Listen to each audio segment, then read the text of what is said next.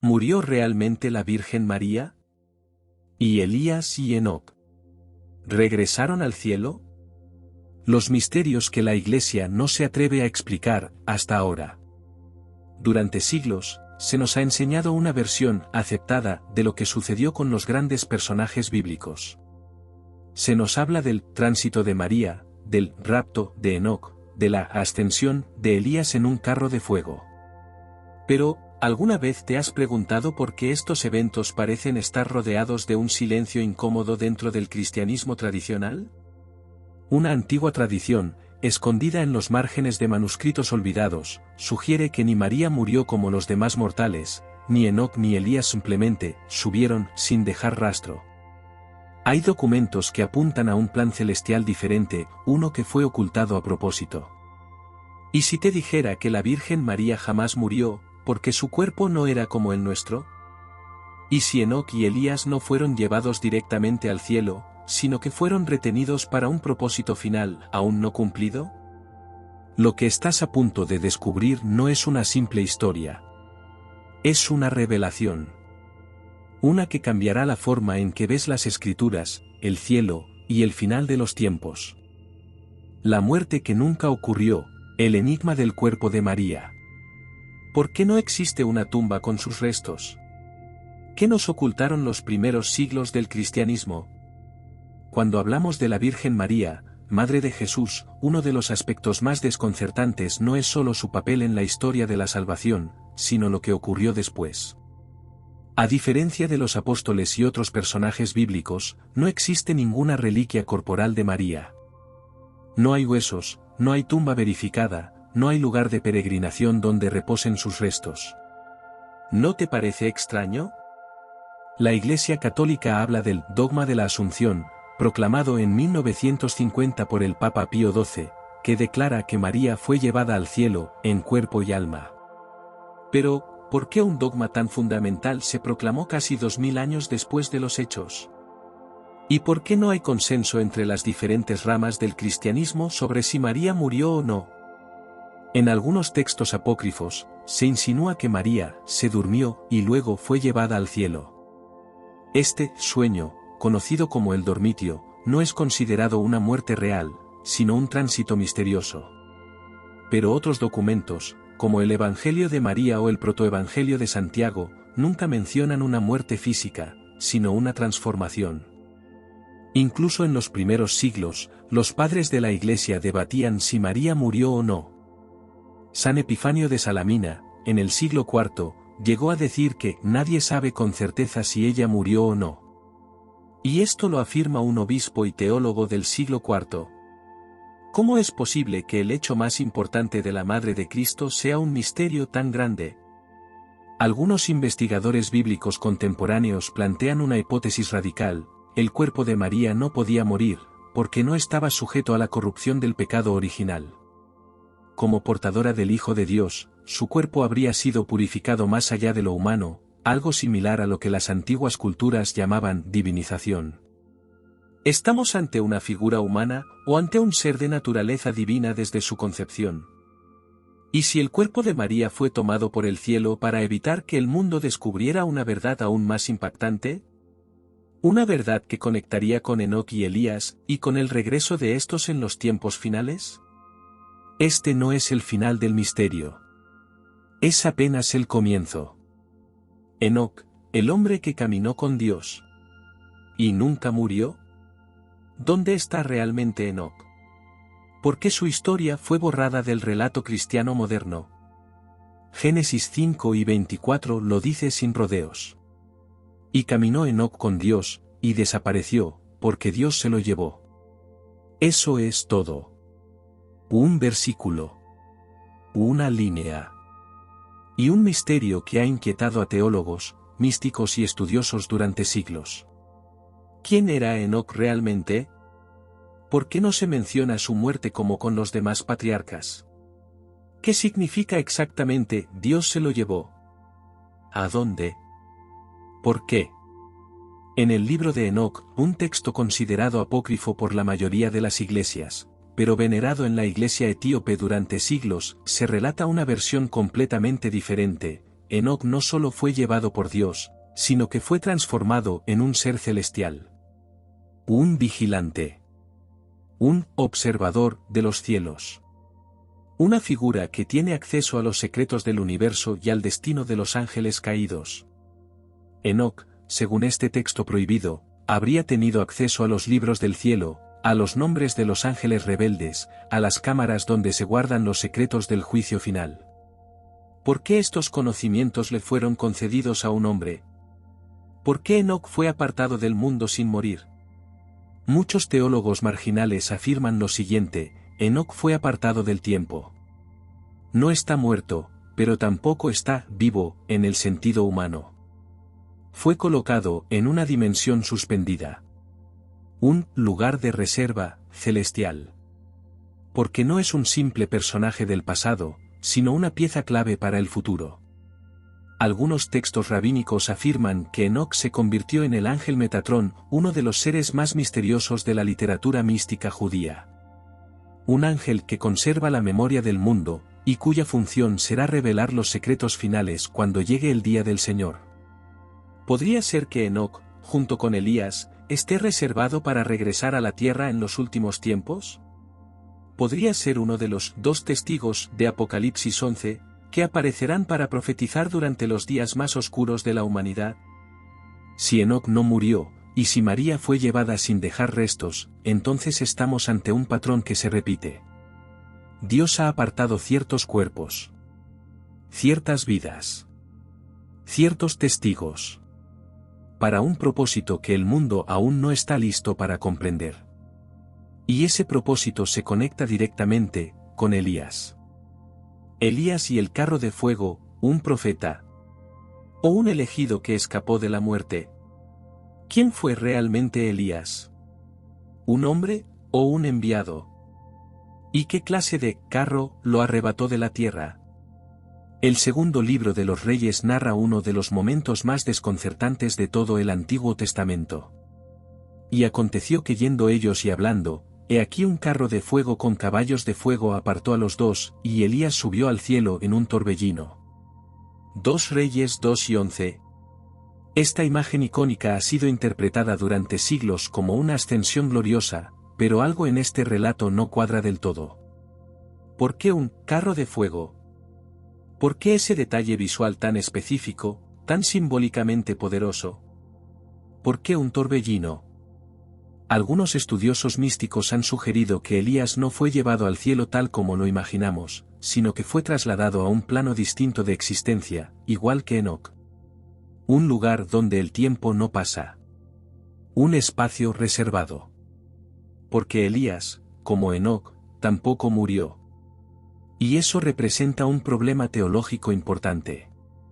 La carta a los Hebreos dice claramente: está establecido para los hombres que mueran una sola vez, y después de esto el juicio.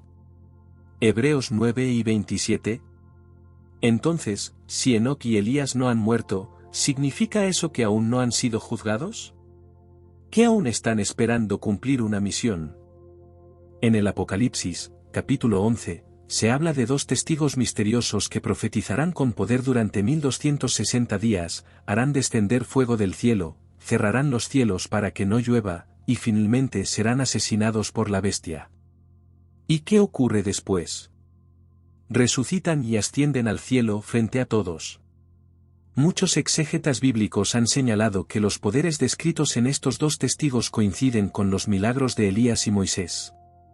Pero aquí surge la gran pregunta.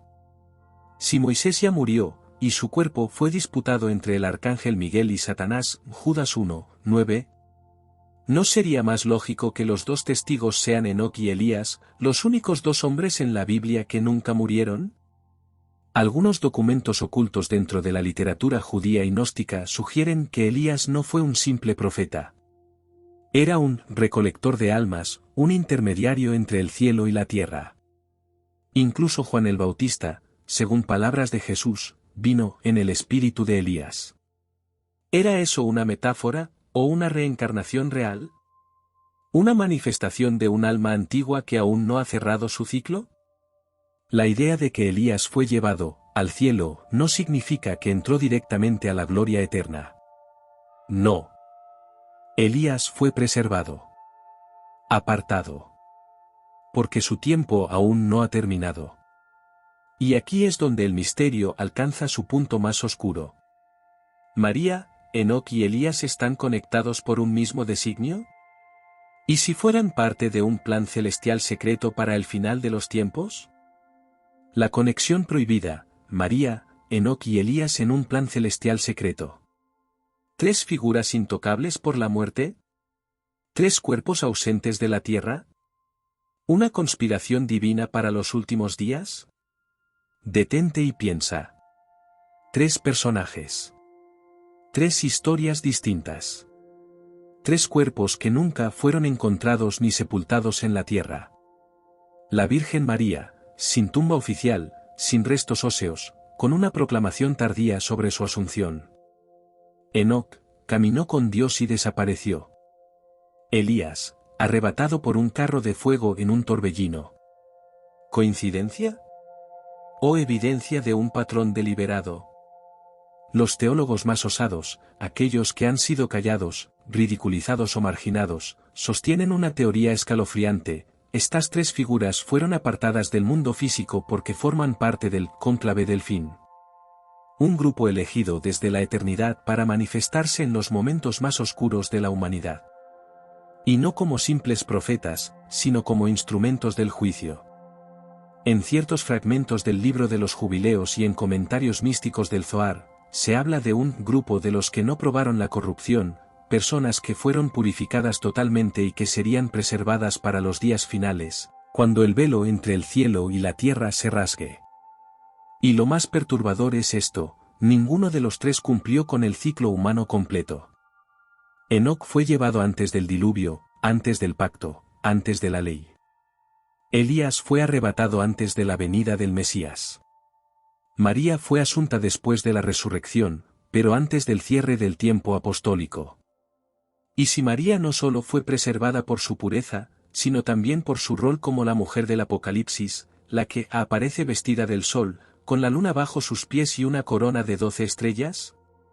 ¿Y si esa mujer no es simbólica, sino literal? Hay quienes afirman, y pocos se atreven a repetirlo en voz alta, que María no ascendió para descansar, sino para ser entrenada, empoderada, transformada. Y que su aparición en los cielos en Apocalipsis 12 no es una visión, sino una profecía futura. Una aparición real. El Vaticano guarda documentos secretos en su archivo sobre apariciones marianas que no fueron aprobadas oficialmente porque su mensaje no coincidía con la doctrina tradicional. En ellas, María no solo habla de oración, sino de una guerra celestial, de ángeles caídos infiltrados en la Iglesia, y de dos testigos que despertarán el día en que el mundo piense que Dios ha muerto. Y lo más inquietante de todo es esto.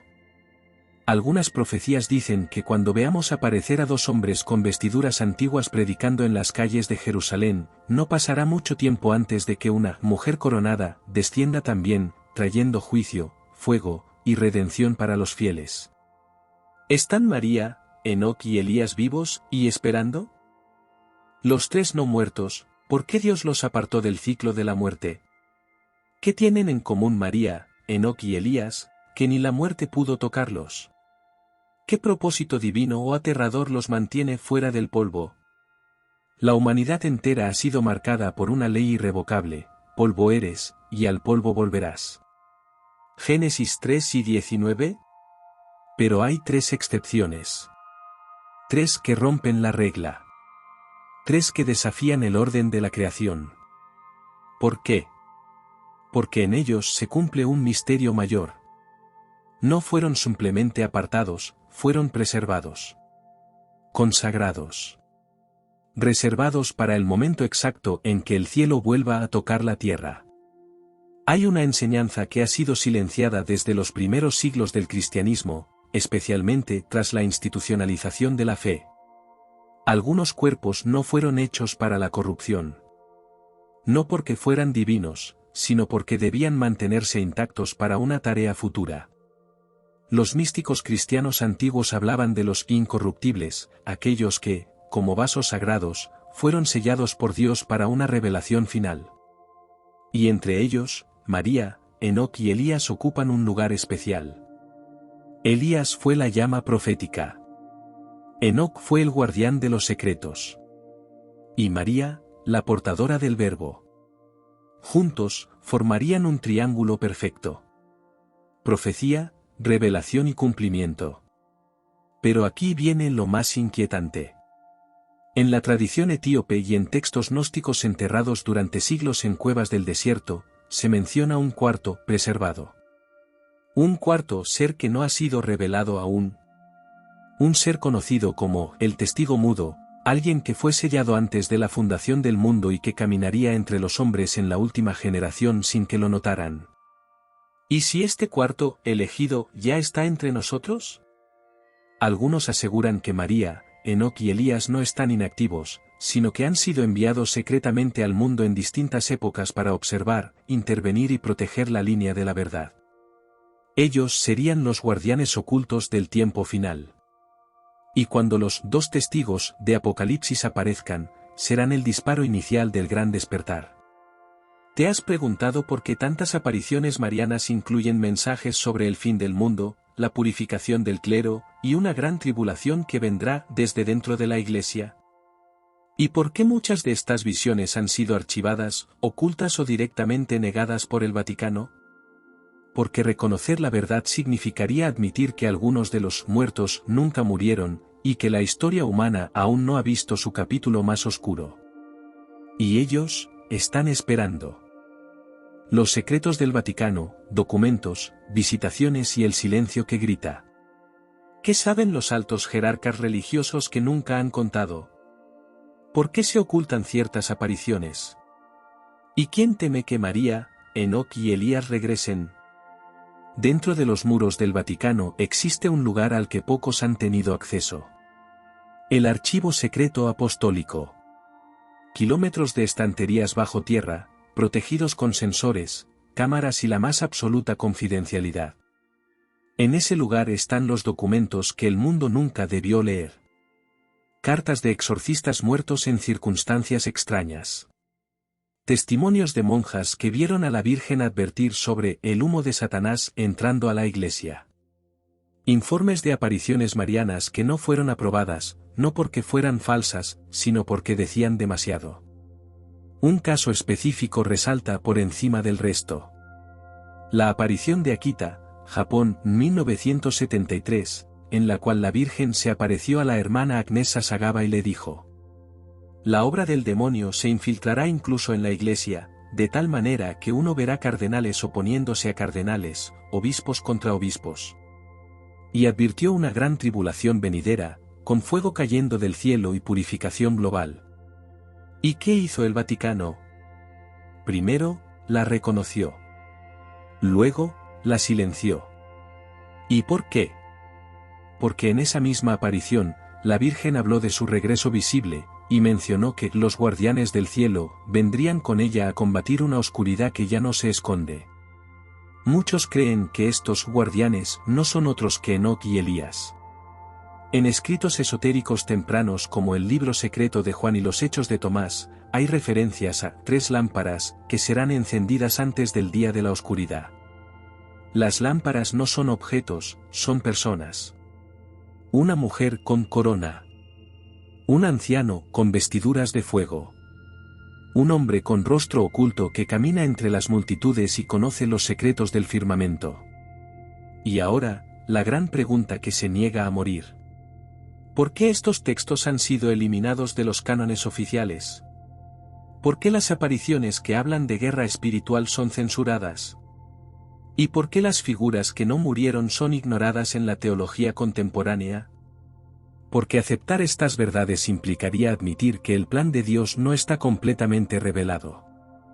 Y que la historia sagrada aún tiene capítulos sellados que solo se abrirán en el dolor de la tribulación. María, Enoc y Elías no están muertos. Están esperando una orden. Y cuando se manifiesten otra vez, no vendrán con palabras suaves, sino con fuego, juicio y gloria. Los 2 testigos del Apocalipsis, Enoc y Elías, regresarán para morir. ¿Por qué volverían aquellos que fueron arrebatados? ¿Y por qué el Apocalipsis dice que morirán ante los ojos del mundo? En Apocalipsis 11, encontramos una de las profecías más crudas y enigmáticas del texto sagrado. Y daré poder a mis 2 testigos, y profetizarán por 1260 días, vestidos de cilicio. Y cuando hayan acabado su testimonio, la bestia que sube del abismo hará guerra contra ellos, y los vencerá y los matará. Y sus cadáveres estarán en la plaza de la grande ciudad. Este pasaje ha sido interpretado por siglos de formas simbólicas. Pero hay algo que no puede ignorarse. ¿Quiénes son estos testigos que aún no han muerto, pero morirán al final? En la carta a los Hebreos 9 y 27 está escrito: está establecido que los hombres mueran una sola vez, y después el juicio. Entonces, ¿qué pasa con Enoc y Elías, que nunca murieron? ¿Qué pasa con María, cuyo cuerpo nunca fue encontrado? Muchos eruditos y estudiosos alternativos han llegado a la misma y perturbadora conclusión. Enoc y Elías volverán como los 2 testigos del Apocalipsis. Y volverán para cumplir lo que el tiempo les ha negado, morir. Pero no será una muerte cualquiera. Será una muerte pública, violenta y televisada, para que el mundo crea que ha vencido a Dios. Una humillación que durará 3 días. Hasta que el aliento del Espíritu los resucite ante millones de ojos. En los escritos apócrifos del libro de Enoc, hay una referencia inquietante. Y serás guardado en el seno de la luz hasta que el mundo se rinda a la oscuridad, y entonces caminarás de nuevo entre ellos, y tu sangre será derramada, pero no olvidada. ¿Y María? Si Enoc y Elías regresan, ¿qué lugar ocupa ella en este escenario apocalíptico? Aquí entra una revelación que pocos se atreven a decir en voz alta. María no regresa como mensajera, sino como reina guerrera.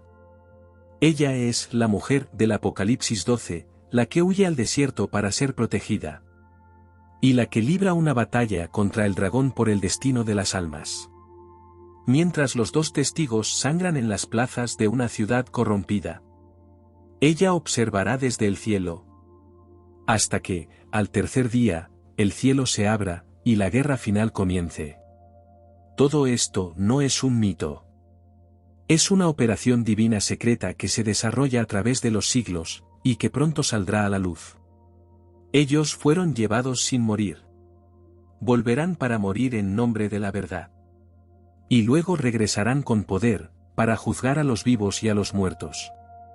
Y cuando eso ocurra, el mundo no volverá a ser el mismo. ¿La mujer vestida de sol, María en la batalla final? ¿Y si la Virgen no solo fuera madre, sino también comandante en la guerra celestial? ¿Qué verdad esconde el Apocalipsis sobre su rol final? En Apocalipsis 12 leemos: apareció en el cielo una gran señal, una mujer vestida del sol, con la luna debajo de sus pies, y sobre su cabeza una corona de 12 estrellas. Durante siglos, esta imagen se ha interpretado como un símbolo de la Iglesia, o incluso del pueblo de Israel. Pero hay una lectura más directa, más visceral y prohibida en algunos círculos teológicos. ¿Y si esa mujer es realmente María, la Madre del Salvador? Y no como figura pasiva, sino como guerrera glorificada. Esta mujer no es una estatua de porcelana. Es una figura cósmica que da a luz a un hijo varón que ha de regir con vara de hierro a todas las naciones, y que luego huye al desierto perseguida por un dragón. Ese dragón, Satanás, no ataca a cualquiera. Ataca a la que representa una amenaza real para su trono. Los padres de la Iglesia primitiva, como San Epifanio, dejaron textos que aluden a esta mujer como la llena de gracia que volverá al mundo en el día del juicio. Pero estos textos fueron apartados, silenciados, escondidos bajo interpretaciones alegóricas. ¿Por qué tanto temor a decirlo claramente? Porque si María es la mujer del Apocalipsis, entonces su papel no ha terminado. Y eso implica que su asunción no fue un final, sino una pausa estratégica. Su cuerpo glorificado fue guardado, no como premio, sino como arma. Su regreso será el punto de ruptura para el mundo espiritual. La reina regresará al campo de batalla. Aquí es donde todo comienza a unirse. Enoc y Elías, los testigos que regresan para morir. María, la mujer vestida de sol, que regresa para gobernar y vencer. El dragón, que concentra su furia contra ellos porque su tiempo se acaba. Y lo más estremecedor es esto. En revelaciones aprobadas como las de Fátima, la Virgen ya lo había advertido. Al final, mi inmaculado corazón triunfará. ¿Triunfo de qué? ¿Una metáfora espiritual? ¿O el anuncio velado de una guerra cósmica inminente? Muchos creen que ya no estamos esperando ese final. Estamos caminando sobre él. Y los tres que fueron arrebatados, María, Enoc y Elías, no están ausentes, solo están a la espera. Cuando el último sello se abra, volverán. Y no vendrán con paz, sino con fuego. Fátima, Garabandal y Medjugorje, las apariciones que el infierno teme. ¿Por qué la Virgen insiste en aparecer una y otra vez? ¿Qué verdad desesperada intenta revelar al mundo antes de que sea demasiado tarde? Desde hace más de un siglo, el cielo ha estado gritando. Y pocos han querido escuchar. En 1917, en Fátima, 3 niños portugueses vieron a una mujer vestida de blanco que venía del cielo. Ella les habló de guerras, del infierno y de un castigo que vendría si la humanidad no se arrepentía. Y entonces ocurrió algo inaceptable para los teólogos tradicionales. La Virgen mostró el infierno a los niños. Les habló del fin del papado, de una guerra contra Dios, y de una luz desconocida, que aparecería antes del juicio. El famoso tercer secreto de Fátima fue ocultado por el Vaticano por más de 40 años. Cuando finalmente se reveló en el año 2000, muchos expertos denunciaron que la versión publicada era incompleta. ¿Qué contenía el texto original? Se dice que hablaba de una apostasía dentro de la Iglesia, de una nube negra, que envolvería al Vaticano, y del retorno de los instrumentos de fuego, que Dios había guardado desde los días de Enoc. En Garabandal, en España, 1961, la Virgen volvió a aparecer, esta vez a 4 niñas. Les habló de un aviso global, un milagro visible, y un castigo final si el mundo no cambiaba. El mensaje más escalofriante fue: muchos cardenales, obispos y sacerdotes van por el camino de la perdición y arrastran consigo a muchas almas. En Medjugorje, Bosnia, 1981 actual, las apariciones aún continúan. Los videntes dicen que María les entregó 10 secretos que cambiarán el curso del mundo. Y aquí es donde todo se entrelaza. Videntes de las 3 apariciones hablan de un gran aviso celestial, una luz, una revelación que sacudirá las conciencias del mundo. La aparición de 2 testigos poderosos que desafiarán al sistema global y serán silenciados. El retorno visible de la Virgen, no como figura de devoción, sino como señal de juicio. ¿Y por qué el Vaticano ha sido tan cuidadoso, y a veces tan evasivo, con estos mensajes? Porque si son reales, significan que el Apocalipsis no es simbólico, es inminente. El plan de redención aún está en curso, y requiere la participación activa del cielo. Los arrebatados están regresando uno a uno, no como mártires, sino como mensajeros del fin. Enoc, Elías y María no son solo figuras del pasado. Son jugadores clave en el tablero del fin de los tiempos. Y cuando todos los secretos se revelen, el mundo entero será testigo de algo que ha sido temido por siglos. La apertura del último libro. El regreso de los sellados. La gran batalla entre la mujer y el dragón comenzará. La batalla espiritual, ¿qué ocultan los cielos y la tierra? ¿Realmente la guerra espiritual que los profetas anunciaron está ya aquí? ¿Qué significa el regreso de los testigos para la humanidad que desconoce el verdadero conflicto? A lo largo de los siglos, las escrituras y los místicos han hablado de una batalla que no se libra solo con armas, sino con almas. Y esa batalla está mucho más cerca de lo que creemos. Los testigos, Enoc y Elías, no regresarán simplemente como profetas. Serán los comandantes del ejército celestial que se alzará contra la oscuridad que envuelve la humanidad. En el libro de Enoc, el profeta habla de cómo los ángeles caídos serán atados y confinados en un abismo, hasta que llegue el día del juicio. Pero, ¿quién está luchando contra ellos ahora? ¿Quién está deteniendo la caída de la humanidad mientras el mal parece avanzar sin freno? Este conflicto, que muchos no pueden ver, ya ha comenzado. Las apariciones marianas son las señales de una guerra que ha sido librada en el alma humana, y que solo ahora se está desvelando. En cada intervención divina, en cada mensaje de las apariciones, está presente el mismo llamado: el juicio está cerca. Arrepiéntanse. ¿Por qué la humanidad sigue ignorando estas advertencias? Porque el enemigo ha sembrado en los corazones humanos una ceguera espiritual, un veneno tan profundo que pocos logran reconocerlo. En las escrituras del Apocalipsis y las visiones de los místicos, se revela que el dragón no es solo una figura mitológica. Es una presencia real, activa, que ha infiltrado las estructuras de poder, las instituciones religiosas, y lo más perturbador, los corazones de aquellos que deberían ser guardianes de la fe. Lo que no se dice en público, pero que se susurra entre los pasillos del Vaticano, es que muchos líderes religiosos sienten una presión creciente. La oscuridad parece estar tomando terreno, y en el horizonte ya se vislumbra la gran confrontación. El regreso de los testigos será el último aviso antes de la guerra final. El retorno de María como reina guerrera será la luz en medio de la tormenta. Pero antes de que todo esto ocurra, los cielos deben ser purificados. Las almas que se han vendido al mal, las naciones que han abandonado su fe, deberán rendir cuentas. El juicio no será solo en el plano espiritual, sino que afectará a la tierra misma. Los videntes han hablado de señales que precederán la gran batalla. Una gran cruz de fuego que aparecerá en los cielos. Un gran terremoto que sacudirá las bases de la tierra. Y una gran purificación que atravesará las almas de aquellos que aún no han tomado partido. En medio de todo esto, la batalla final no se librará en las fronteras de naciones, sino en los corazones de los hombres. Es un conflicto invisible, que aquellos que no tienen ojos para ver, nunca entenderán.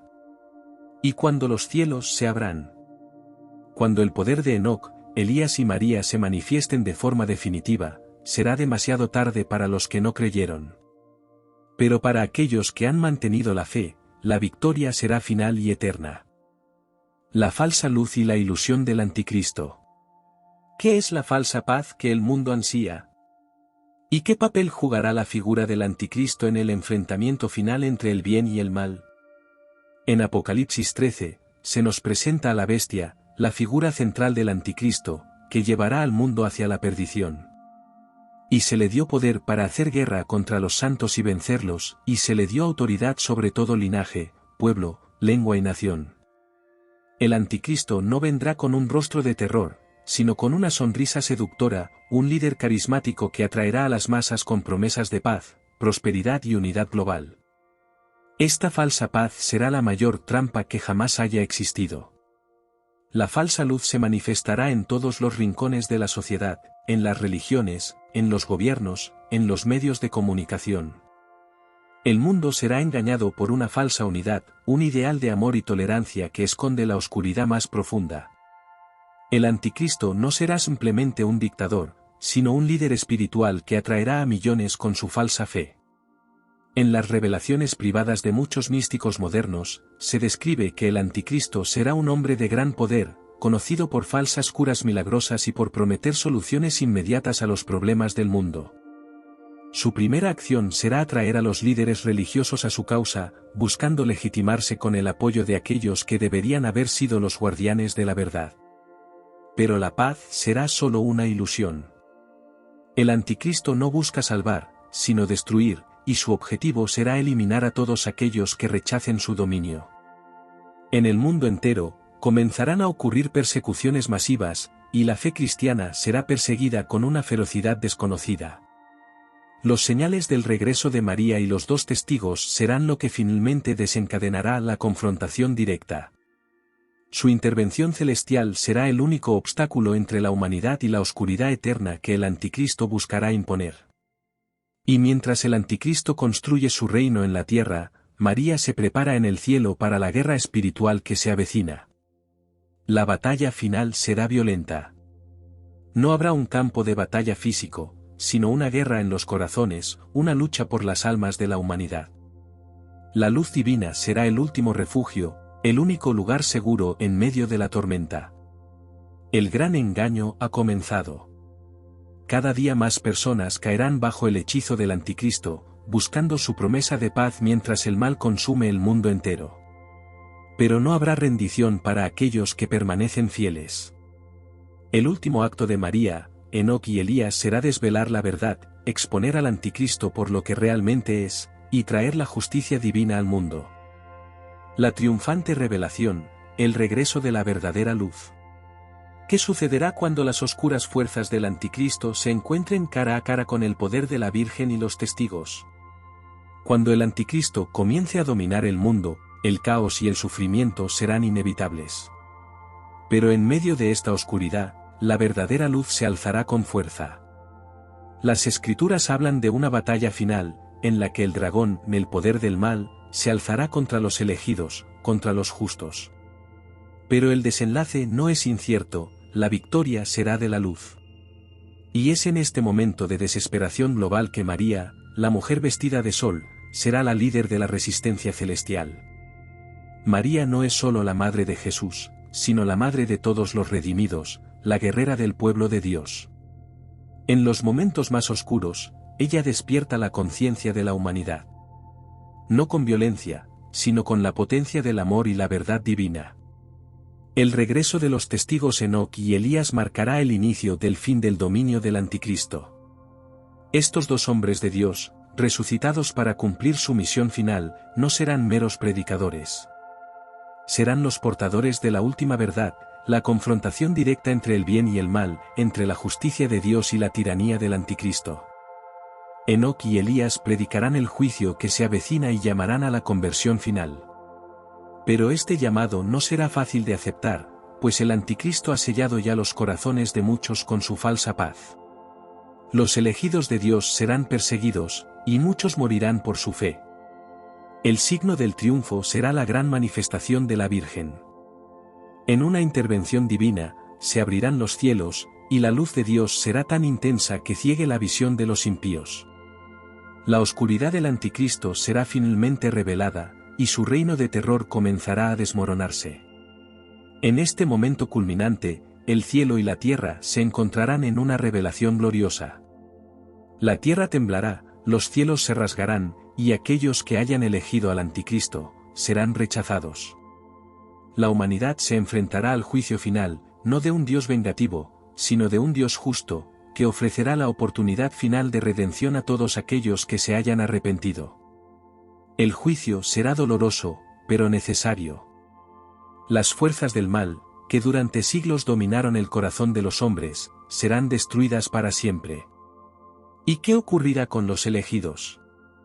Los fieles que hayan resistido el engaño y las tentaciones del anticristo, aquellos que hayan permanecido firmes en su fe, recibirán la corona de la vida eterna.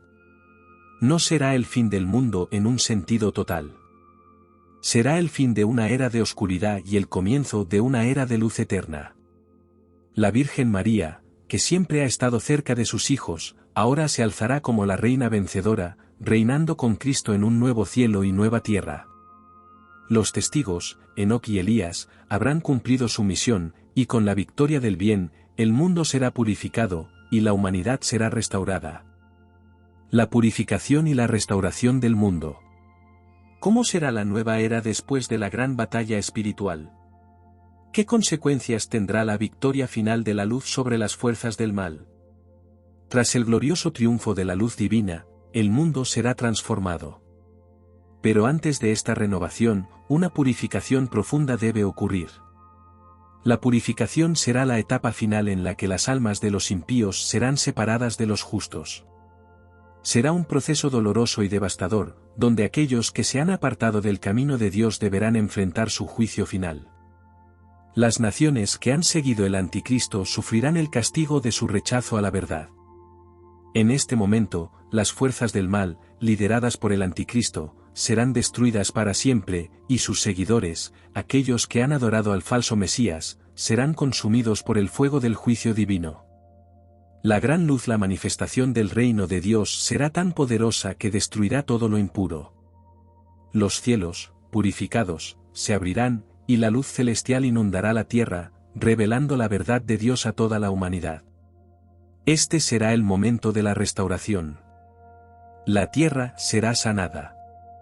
Las ruinas de las antiguas naciones del anticristo serán removidas, y de sus escombros surgirá un nuevo orden divino. Un reino donde la paz será restaurada, donde el mal nunca más tendrá poder y donde el amor de Dios será la ley universal. La restauración no será solo física, sino espiritual. Las almas de los justos, que han resistido el mal, recibirán la plenitud de la gracia de Dios, y el Espíritu Santo se derramará sobre el mundo entero.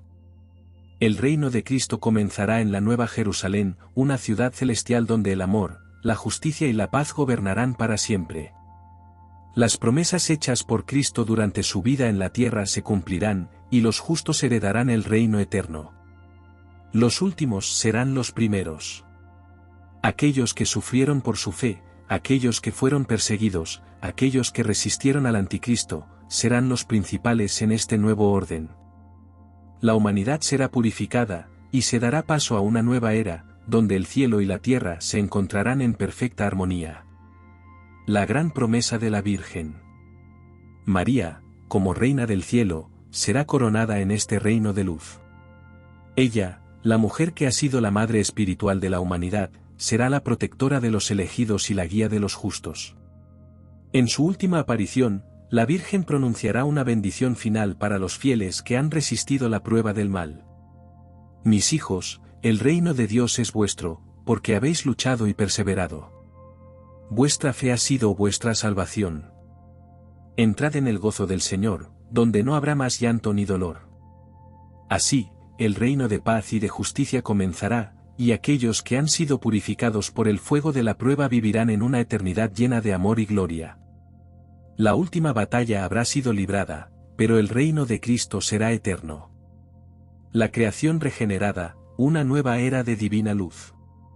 ¿Cómo será la transformación total del universo después de la batalla final? ¿Qué significa la renovación de todas las cosas bajo el reino de Dios? Cuando el último vestigio de la oscuridad sea erradicado, la creación misma experimentará una renovación gloriosa. El universo entero será restaurado a su estado original de perfección, antes de que el mal pudiera corromperlo. La nueva creación en Apocalipsis 21, se nos habla de un nuevo cielo y nueva tierra, un reino donde ya no habrá dolor, sufrimiento ni muerte. La creación, que había sido marcada por el pecado, será finalmente liberada de la corrupción y restaurada a su gloria original. En este nuevo mundo, el tiempo y el espacio serán transformados, y el mismo orden cósmico se alineará con la voluntad de Dios. Las estrellas brillarán con una luz sin igual, y la tierra será un reflejo perfecto del cielo de Dios. El dolor y el sufrimiento serán cosas del pasado. Los océanos y los cielos, las montañas y los valles, serán purificados por la presencia del Espíritu Santo, y la creación resplandecerá en una belleza sin igual. Los árboles florecerán con frutos jamás vistos, los animales vivirán en paz, y la tierra misma cantará de gozo. No habrá más desastres naturales, no habrá más guerras ni hambres. El hombre vivirá en perfecta armonía con la creación, en un estado de felicidad eterna. La llama de la verdad será el faro que guiará a todos hacia la justicia. Los pueblos de la tierra se unirán bajo el único Rey, Jesucristo, el Rey de Reyes. Cada nación vivirá en paz y unidad, sin más divisiones, sin más fronteras que separen a los hijos de Dios. La misión de los redimidos será enseñar y custodiar esta nueva creación. Los justos serán los guardianes de la paz, y su rol será glorioso, ya que trabajarán directamente con Dios en la restauración continua del mundo. Serán como sacerdotes del reino, conduciendo a todos los seres humanos hacia la gloria de Dios. El reino de Dios será visible en todas partes. no solo en el alma humana, sino en la misma tierra. El cielo y la tierra no estarán separados. El reino de Cristo será una realidad tangible, y todo en la creación reflejará la gloria de Dios. La última revelación. María, como reina del cielo, será la guía de todos los que se encuentren en este nuevo reino. Su papel, como madre y protectora, será eterno. Ella acompañará a los fieles en su camino de gloria, asegurándose de que el amor de Dios nunca se apague en los corazones de los redimidos. En este nuevo orden, todos los misterios que antes estaban ocultos serán revelados en su totalidad. Las preguntas que los hombres se han hecho durante siglos serán respondidas, y todos comprenderán el gran plan divino. Y así, en la plenitud de la luz, la creación finalmente encontrará su final perfecto, la glorificación de Dios en todos los aspectos de la vida. La paz será eterna. El mal será erradicado para siempre. La humanidad será restaurada en su destino divino. La eternidad revelada, el final de los misterios y el triunfo de Dios. ¿Qué ocurre al final de los tiempos, cuando todo es restaurado y la gloria de Dios llena toda la creación? El universo, renovado y glorificado, se ha convertido en el reflejo perfecto del reino de Dios. La Nueva Jerusalén, la ciudad celestial, se extiende sobre la tierra. En sus calles de oro puro, las naciones se reúnen, y todos los pueblos alaban al Cordero de Dios, Jesucristo, quien ha reinado con justicia y paz. El gran misterio de la historia humana ha sido desvelado. Cada alma que haya sufrido por su fe, que haya perseverado en la verdad, ahora contempla la manifestación plena de la gloria de Dios. La tierra ha sido transformada. Los océanos reflejan los cielos, los campos son fértiles, y las montañas cantan himnos de adoración. La creación ya no está sujeta al pecado ni a la muerte, sino que todo en ella glorifica a Dios. Los redimidos, aquellos que permanecieron fieles durante las pruebas y tribulaciones, son ahora uno con Dios. Su vida eterna es un gozo sin fin, un amor inquebrantable, y la paz que siempre soñaron se ha convertido en su realidad definitiva. El último libro de la vida es abierto, y los nombres de los justos son leídos, cada uno recibiendo su recompensa eterna. Los que resistieron la tentación, que mantuvieron su fe firme en Cristo, ahora vivirán con Él para siempre. María, la Madre Celestial, ahora reina como Reina del Cielo. Ella no solo es la Madre de Cristo, sino la Madre espiritual de todos los redimidos. Su misión es guiar, proteger y mostrar a cada uno el camino de la gracia divina. En su corazón, arde el amor eterno de Dios por sus hijos. En este último estado de la creación, Dios será todo en todos. No habrá más muerte, no habrá más llanto. El reino de Cristo será eterno, y todo será restaurado a su estado perfecto. Las almas que vivieron en la luz de la fe ahora viven plenamente en la presencia de Dios, sin fronteras, sin limitaciones. El último enemigo, la muerte, ha sido vencida para siempre. El ciclo de sufrimiento y muerte que comenzó en el Edén ha llegado a su fin. En su lugar, hay vida eterna, una vida que no tiene fin, una vida en la presencia misma de Dios Padre, Hijo y Espíritu Santo. El misterio de la Virgen María, de Enoc, de Elías, del Anticristo y de los últimos tiempos ha sido finalmente revelado. El plan divino que se inició desde la fundación del mundo ha alcanzado su culminación perfecta. La batalla espiritual ha sido ganada, y la humanidad ahora vive en un estado eterno de paz y gloria. Este es el final de la historia, pero también el comienzo de una eternidad de gozo y adoración a Dios. El reino de Dios ha llegado. La luz ha vencido. Y el amor de Dios, por siempre, será la fuerza que guía a la creación hacia su destino eterno.